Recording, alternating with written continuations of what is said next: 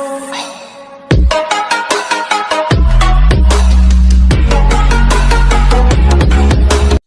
students, welcome back with my another video. My name is Amir and I'm from A1 Coaching. तो students कैसे हैं आप सब? I hope बहुत अच्छे से हैं और जो वीडियोस आ रही हैं उनको देख रहे हैं और आप लोगों की प्रिपरेशन अच्छे से चल रही है। कमेंट सेक्शन में बताइएगा कि आप लोग कहां तक पहुंचे। मेरा तो लास्ट चैप्टर चल रहा है बैंकिंग चैप्टर नंबर 14 और आज ही आप लोगों का टर्म 2 का पूरा सिलेबस कंप्लीट हो जाएगा। हालांकि पहले ही कंप्लीट था, कुछ एक वीडियो रहेगी जिसकी वजह से कंप्लीट नहीं था। आज मैं इसको पूरा टर्म 2 का आपको कंप्लीट करवा दूंगा। कुछ खास टॉपिक भी नहीं बचे, बहुत छोटे छोटे टॉपिक है, उनको कंप्लीट कराना है। उसके अलावा जितना मैंने पढ़ाया है उसमें आप बताइए कमेंट सेक्शन में कमेंट करके कि आप लोगों को कहाँ पे प्रॉब्लम है और ऐसा कौन सा टॉपिक है जो आपको समझ में नहीं आया है। और अगर सब समझ में आया है तो भी बताएं।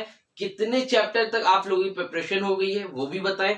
और कोई डाउट हो तो डाउट पूछें, कमेंट सेक्शन में पूछें या इंस्टाग्राम पे भी आप मुझसे कांटेक्ट करके पूछ सकते हैं। ठीक है, तो आज हम पढ़ेंगे और अपना चैप्टर कंप्लीट करेंगे। इसके बाद रिवीजन सीरीज आएगी जिसमें मैं रिवीजन आपको करवाऊंगा, कुछ इंपॉर्टेंट क्वेश्चन बताऊंगा। उसके अलावा कोई डाउट होगा तो आप पूछते चलना। ठीक है, और एक बात इंपॉर्टेंट बात कि आपकी सैटरडे को टाइमिंग में जो है चैनल पे अपलोड कर दूंगा कि कितने बजे लाइव में आऊंगा और आप लोगों को फाइनल अकाउंट्स का पूरा एक कंप्लीट क्वेश्चन में करवाऊंगा। क्योंकि बहुत से बच्चे को प्रॉब्लम हो रही थी, हालांकि मैंने वीडियोस अपलोड की है बट स्टार्टिंग से पूरा एक फुल क्वेश्चन हम लोग लाइव करके देखेंगे ताकि जो आप लोगों की प्रॉब्लम्स है वो और अच्छे से क्लियर हो सके। ठीक है, तो चलो उसमें मैं बता दूंगा मैं कब लाइव आऊंगा।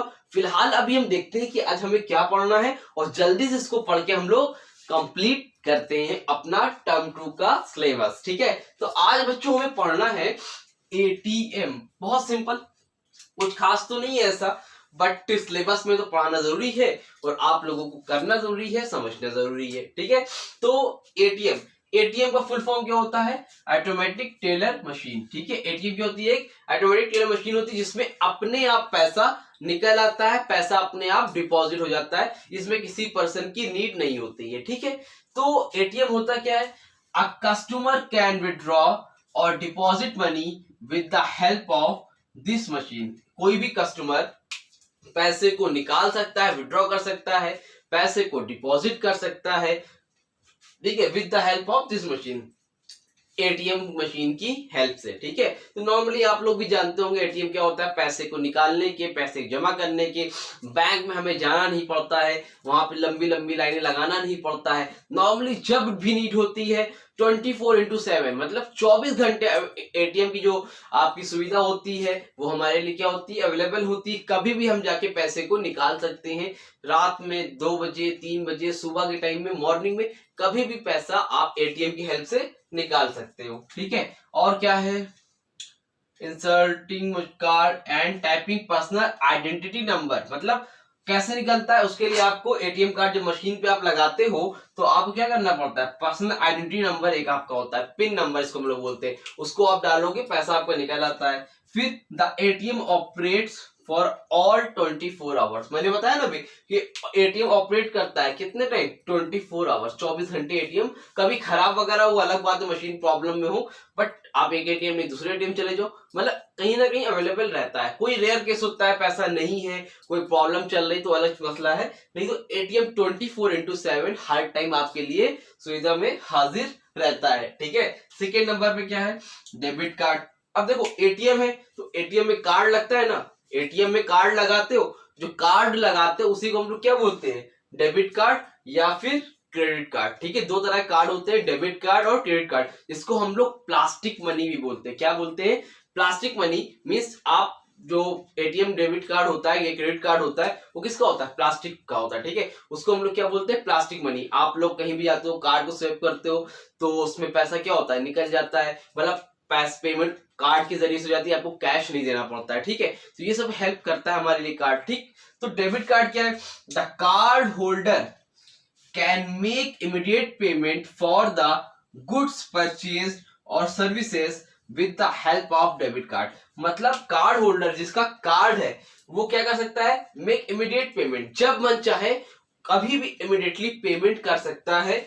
अगर उसने गुड्स परचेज किया है या सर्विसेज ली है with the help of debit card. कोई भी गुड्स खरीदेगा तो उसकी पेमेंट वो इमीडिएटली कार्ड की हेल्प से कर सकता है। सपोज आप वी-मार्ट वगैरह गए हो, आपने कोई सामान परचेज किया, तो आपको कैश की जरूरत नहीं है, आप डेबिट कार्ड की हेल्प से पैसे को पे कर सकते हो। बट एक शर्त है, आपके अकाउंट में पैसे होने चाहिए। जस्ट सपोज आपने 5000 की शॉपिंग कर ली, बट आपके अकाउंट में 2000 रुपए हैं, तो 3000 कहां से आएगा? नहीं होगा। ठीक है, तो उसके लिए आपके अकाउंट में क्या होने चाहिए? आपके अकाउंट में पैसे होने चाहिए, तभी आप पेमेंट कर सकते हो।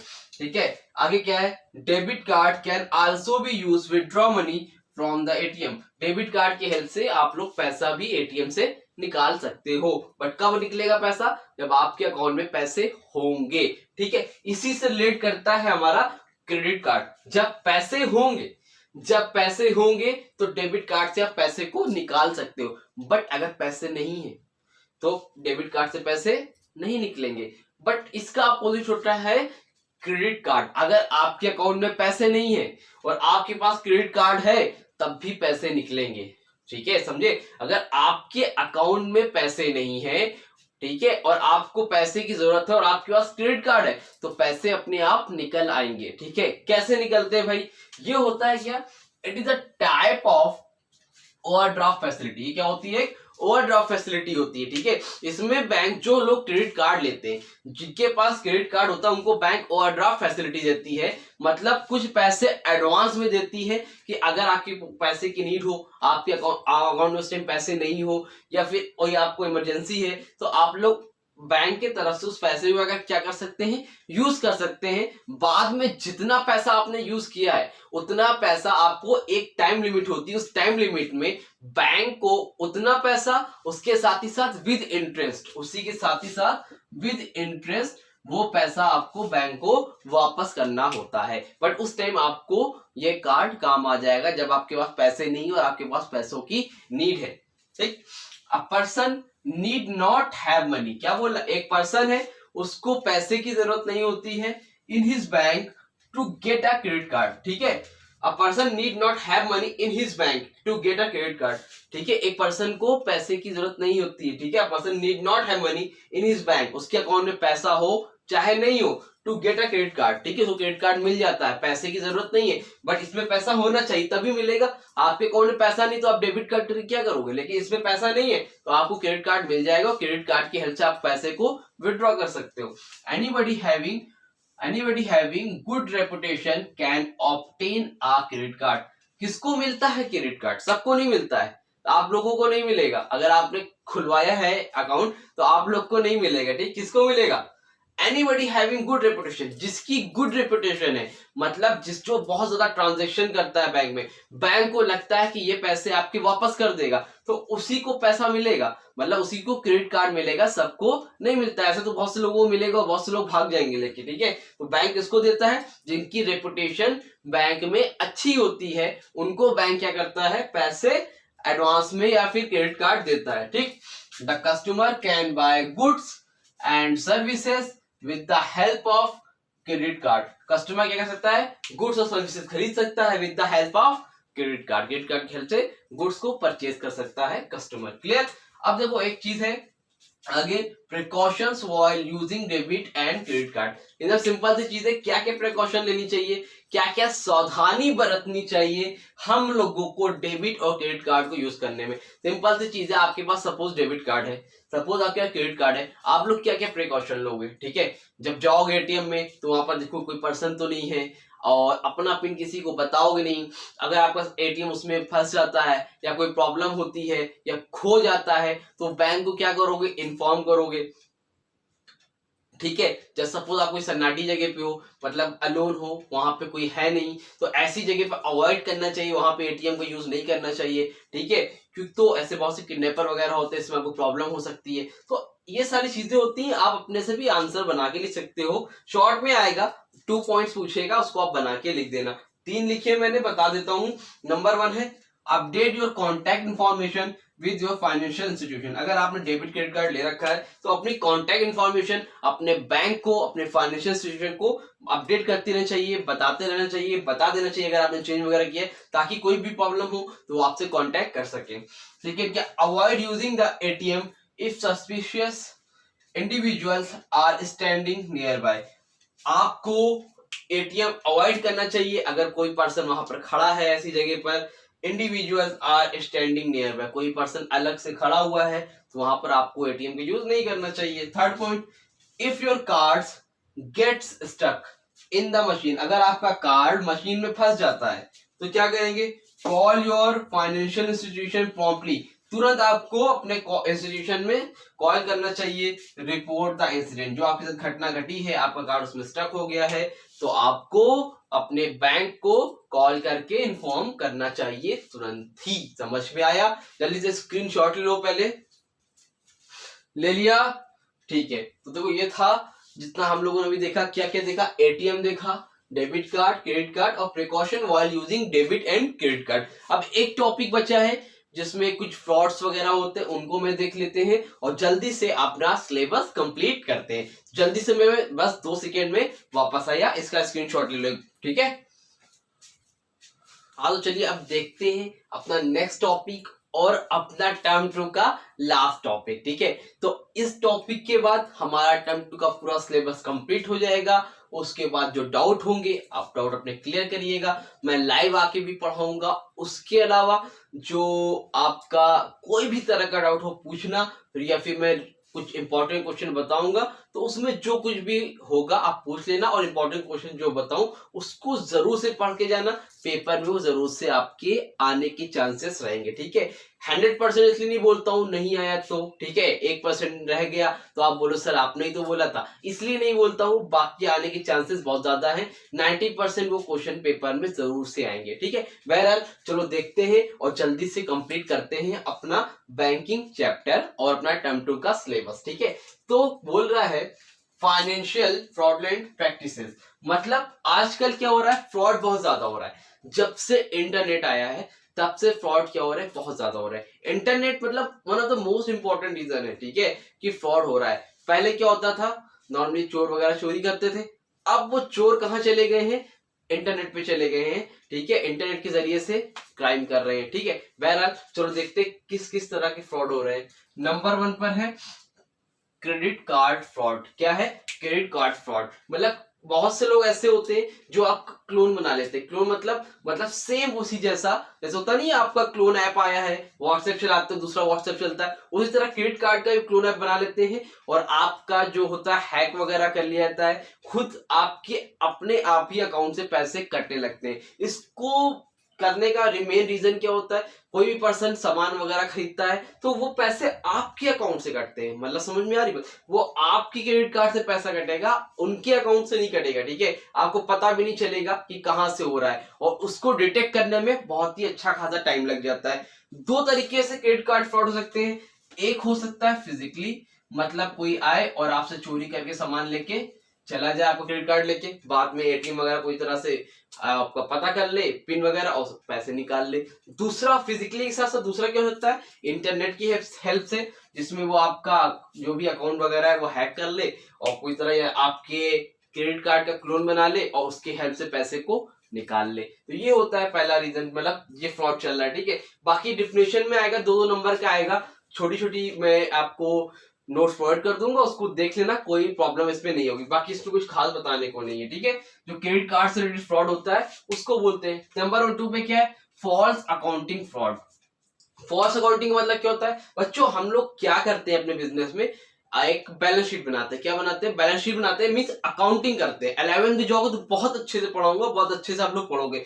फिलहाल अभी क्या है, फॉल्स अकाउंटिंग फ्रॉड मतलब कोई बिजनेसमैन क्या बनाता है, अपनी बैलेंस शीट बनाता है या अकाउंटिंग करता है, प्रॉफिट एंड लॉस अकाउंट निकालता है, तो वो जब बैलेंस शीट बनाता है अपनी इस तरह से, ठीक है, जब वो बैलेंस शीट बनाता है तो अपनी एसेट्स और लायबिलिटीज, एसेट का मतलब जो बिजनेस के सामान है, लायबिलिटीज मतलब जो वापस करना है, तो वो इतने अच्छे से दिखाता है, मतलब किसी भी पर्सन को अगर लोन लेना है तो उसकी जो अकाउंटिंग है, मतलब जो बैलेंस शीट है वो अच्छी होनी चाहिए, ठीक है? अगर उसे आप जाके दिखाओगे तो वो बैंक आपको लोन दे देगा अगर आपकी बैलेंस शीट अच्छी है। अगर आपकी बैलेंस शीट अच्छी नहीं है, आप नुकसान में हो, आप लॉस में हो, तो कोई भी आपको लोन नहीं देगा। तो नॉर्मली क्या करता है एक बिजनेसमैन, एक फ्रॉड तरीके से गलत बैलेंस शीट बनाता है ताकि लोन उसको बैंक की तरफ से मिल जाए और कल को वो भाग गया, ठीक है। तो होता क्या है ना, नॉर्मली लोन चाहिए तो गलत एक अकाउंटिंग करते हैं, तो ये फ्रॉड भी बहुत ज्यादा चल रहा है। मतलब अकाउंटिंग को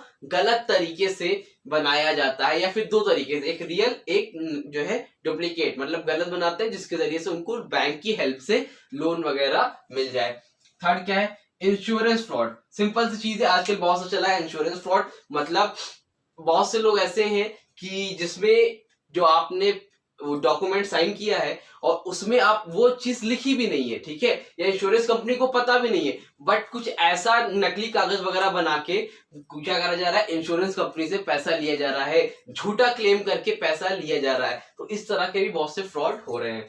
नंबर 1 4 पे क्या है, इंटेलेक्चुअल प्रॉपर्टी फ्रॉड। मतलब यहाँ पर क्या है, प्रॉपर्टी फ्रॉड हो रहा है। मतलब जो आपका प्रॉपर्टी वगैरह है, ठीक है, या फिर आपको कोई पेटेंट है, कोई कॉपीराइट है जिसपे आपका राइट्स है, लोग उसको क्या कर रहे हैं, अपने नाम पे कर रहे हैं, अपने नाम पे इंटरनेट के जरिए क्या कर रहे हैं, ट्रांसफर कर ले रहे हैं। आपको पता ही नहीं चल रहा है कि आपकी प्रॉपर्टी किसी और के नाम पे हो जा रही है। तो इस तरह के फ्रॉड भी बहुत ज्यादा हो रहे हैं। और ये सब किसकी हेल्प से हो रहे हैं, ये सब हो रहे हैं हमारे इंटरनेट की हेल्प से। तो इंटरनेट जो है हमारे लिए बहुत ही हेल्पफुल है, बहुत ही दुनिया के जो लोग दूर है उनको पास लाने में हेल्प कर रहा है, बट इसके लॉस भी बहुत ज्यादा है, ठीक है। इंटरनेट की हेल्प से मैं आपको पढ़ा भी पा रहा हूँ, बट ये सारे फ्रॉड भी हो पा रहे हैं, ठीक है। तो ये सब इसके लॉस है, ठीक है, कुछ फायदे हैं तो कुछ नुकसान भी है। फिफ्थ पॉइंट क्या, इंटरनेट एंड साइबर फ्रॉड। अब क्या है, इंटरनेट एंड साइबर फ्रॉड मतलब बहुत ज्यादा साइबर फ्रॉड हो रहा है। मतलब जितने भी मैक्सिमम जो भी फ्रॉड हो रहे हैं वो इंटरनेट के जरिए से हो रहे हैं। आपके अकाउंट से पैसे कट जाते हैं, आपको मालूम ही नहीं चलता, ठीक है। नॉर्मली गर्ल्स है, बॉयज है, नॉर्मली आपने देखा वो चैटिंग वगैरह करते हैं किसी अननोन पर्सन के साथ, बाद में कुछ हो जाता है तो है ना, कोई भी रीजन हो गया तो ब्लैकमेल करना वगैरह हो गया। इस तरह से भी बहुत ज्यादा वुमेन वगैरह को, ठीक है, या फिर आजकल मेल लोगों को भी जो है बहुत ही ज्यादा दिक्कतें आ रही हैं। पता नहीं होता है, अननोन पर्सन से हम बात करते हैं, बाद में फ्रॉड वगैरह के केसेस बहुत ज्यादा आते हैं। नॉर्मली आप देखोगे सावधान इंडिया वगैरह में सारी चीजें क्राइम पेट्रोल्स वगैरह में दिखाई जाती है, तो इंटरनेट के जरिए से हो रही है। तो इसलिए नॉर्मली भी मैं आप लोगों को देना चाहूंगा एडवाइस कि इन सब सारी चीजों से थोड़ा सा दूर रहें, अननोन पर्सन से बच के रहें, क्योंकि आजकल बहुत ज्यादा फ्रॉड है, किसी के ऊपर आप भरोसा नहीं कर सकते हो आज के टाइम में, ठीक है। तो ये तो फ्री फंड की एडवाइस हो गई, मुझे लगा आपको बताना चाहिए तो मैंने बता दिया। तो हालांकि इस तरह के बहुत से फ्रॉड हो रहे हैं, पैसे का कट जाना, मेंटली प्रेशर देना, फिजिकली प्रेशर देना, ये सारी चीजें हो रही है इंटरनेट एंड साइबर फ्रॉड के जरिए से। तो ये कुछ तरह के हमारे फ्रॉड थे जिनको हमने देखा। नॉर्मली इसमें 2 नंबर का क्वेश्चन बनेगा आपका और मीनिंग इससे पूछी जाएगी, नोट्स में प्रोवाइड कर दूंगा, उसके अलावा इसमें कुछ भी नहीं है। स्क्रीनशॉट लेना है तो स्क्रीनशॉट ले लो, ले लिया, ठीक है। तो और कुछ इसमें है नहीं जो मैं आपको बताऊं। और इसके अलावा आपका चैप्टर ये कंप्लीट होता है, टर्म 2 का सिलेबस कंप्लीट होता है। चलो मैं लिख देता हूं यहाँ पे, ठीक है, टर्म 2 सिलेबस, और क्या हो गया ये, कंप्लीटेड, ठीक है। तो सिलेबस क्या हो गया हमारा, कंप्लीट हो गया है। और कोई डाउट होगा तो पूछ लेना, कमेंट सेक्शन में कमेंट करके बता देना। नोट्स में आपको 1-2 दिन में जो है अपलोड कर दूंगा, इस चैप्टर का भी और लॉजिस्टिक चैप्टर का भी, ठीक है। तो चलो मिलेंगे अपनी नेक्स्ट वीडियो में जिसमें हम लोग रिवाइज करेंगे और इकोनॉमिक्स का भी सिलेबस 28 मार्च तक आपका कंप्लीट हो जाएगा। ओके बच्चों, तो चलो मिलते हैं अपनी नेक्स्ट वीडियो में, तब तक के लिए थैंक यू। और सॉरी, थैंक यू नहीं, पहले अगर वीडियो अच्छी लगी हो तो वीडियो को लाइक करना, चैनल को सब्सक्राइब करना और अपने फ्रेंड्स को भी शेयर कर देना, ठीक है। चलो मिलते हैं अपनी नेक्स्ट वीडियो में, तब तक के लिए थैंक यू सो मच।